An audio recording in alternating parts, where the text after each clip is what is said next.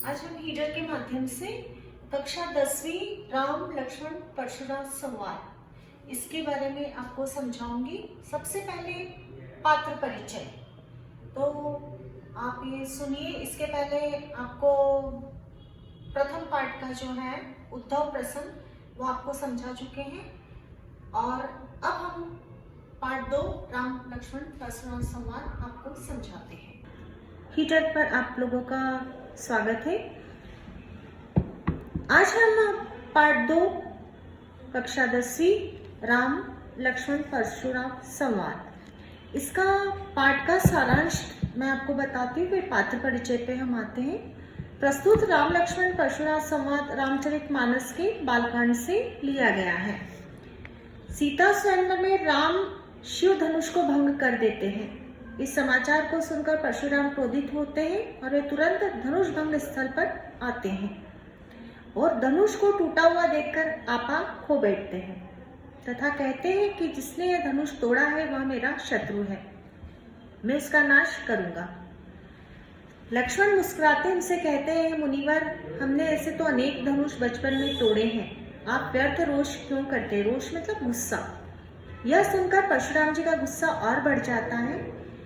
राम विनम्र निवेदन करते हैं तथा विश्वामित्र जी उन्हें समझाते हैं, तब उनका क्रोध शांत होता है। इस संवाद में लक्ष्मण के वीर रस पूर्ण व्यंग्य वचनों तथा परशुराम जी के आवेशमय कथनों का विशेष महत्व है। वचन वक्रता तथा समरसता ने इसे अत्यंत रोचक बना दिया है।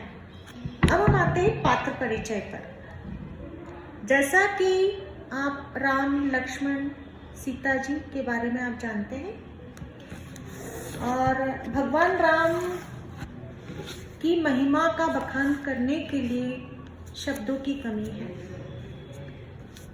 भगवान राम मर्यादा पुरुषोत्तम कहलाते हैं क्योंकि उनका जीवन मर्यादित रहा है। लक्ष्मण जी जो हैं उनके छोटे भाई हैं। तो जब यहाँ पर विश्वामित्र जी राक्षसों का नाश करने के लिए राम लक्ष्मण को अपने साथ वन में अयोध्या से लेके गए, तो उसी दौरान राजा जनक का संदेश सीता स्वयंवर के लिए आता है और वो सीता स्वयंवर में राम लक्ष्मण को लेकर के जाते हैं। यहाँ पर सीता जी के बारे में मैं आपको बताना चाहूंगी। जब सीता जी छोटी थी तो जहाँ पर भगवान शिव का धनुष रखा था, तो वहां पर जनक जी ने कहा था कि बेटा इसके आसपास तुम सफाई कर देना, गोबर से इसे लीप देना आसपास की जगह को। कुछ समय बाद जब जनक जी आकर के देखते हैं तो धनुष जिस स्थल पर, जिस जगह पर रखा हुआ था, उस धनुष के नीचे भी लिपा हुआ था। तो जनक जी ने पूछा कि बेटा ये धनुष किसने उठाया है और तुमने यहाँ लिपा है? तो सीता जी ने कहा, पिताजी ये धनुष मैंने ही उठाया है। राजा जनक जो थे बहुत आश्चर्यचकित हुए, क्योंकि उससे तो हिलाना ही बहुत मुश्किल था। तभी उन्होंने सोच लिया था कि सीता जी जो है साधारण नारी नहीं है, और उन्होंने सोच लिया था कि सीता स्वयंवर में यही प्रस्ताव रखा जाएगा कि जो इस धनुष को भंग करेगा उसी के गले में सीता जी जयमाला डालेंगी। तो यहाँ पर राजा जनक ने सभा स्थल में यह घोषणा कर दी कि सीता स्वयंवर होने वाला है, और सीता स्वयंवर के लिए दूर दूर से राजा महाराजा आए और शिव जी का धनुष भंग करना था, यह शर्त रखी गई। तो यहाँ पर जब देखा कि सब राजाओं ने अपना साहस का परिचय दिया, लेकिन उसे तिल भर भी वो हिला ना सके, तो यहाँ पर जब जनक जी बोले कि मुझे तो लगता है कि यह जो धरती है यह वीरों से खाली हो गई है, यहाँ कोई ऐसा वीर नहीं है कि जो इस धनुष पे प्रत्यंचा चढ़ाकर इसे भंग कर सके।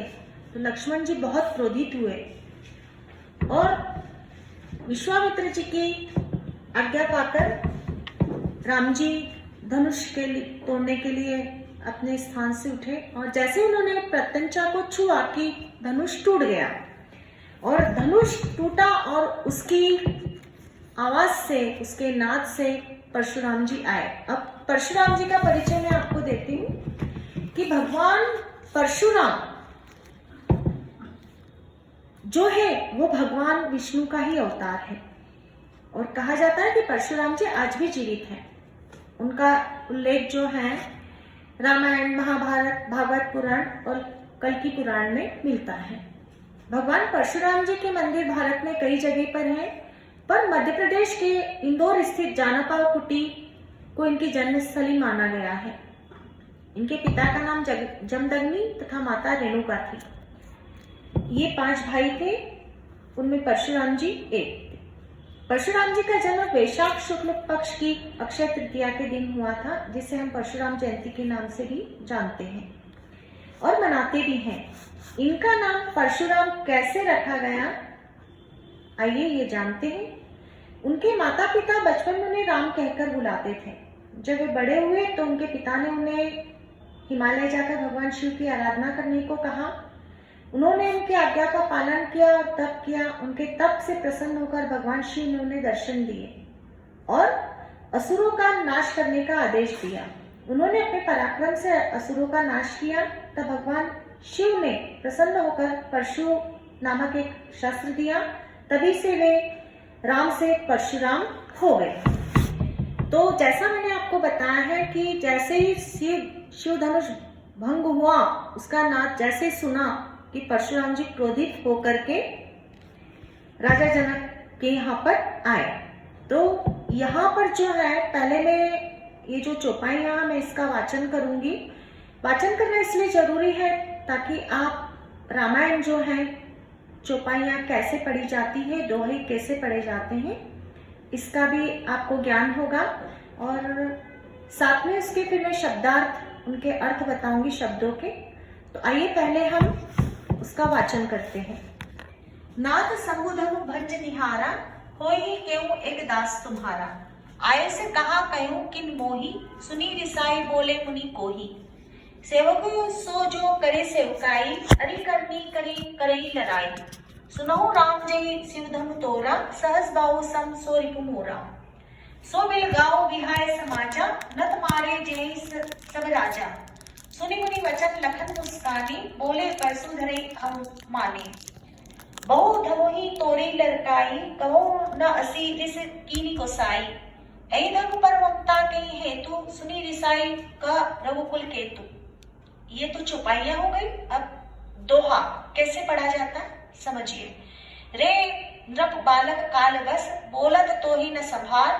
धनो ही सम त्रिपुरारी धनु, विदित सकल संसार। ये दोहा है, इसे इस तरीके से पढ़ा जाता है। शब्दार्थ पर हम आते हैं। शंभु धनु मतलब होता है शिव धनुष। भंज निहारा मतलब तोड़ने वाला।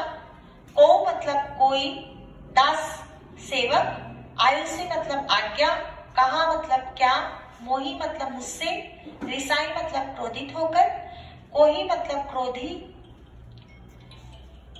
अरिकर्णी शत्रु का कार्य। लड़ाई मतलब लड़ाई। जय जिसने।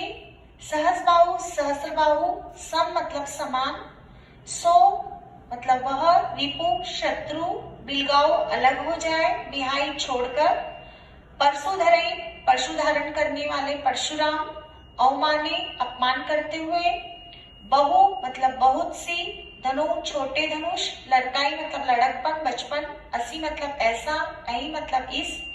कही हेतु किस कारण से। रघुकुल केतु मतलब रघुकुल की पताका परशुराम। त्रिपुरारी धनु मतलब शिव धनुष। त्रिपुरारी मतलब शिव और धनु मतलब धनुष। सकल मतलब समस्त। विदित मतलब ज्ञान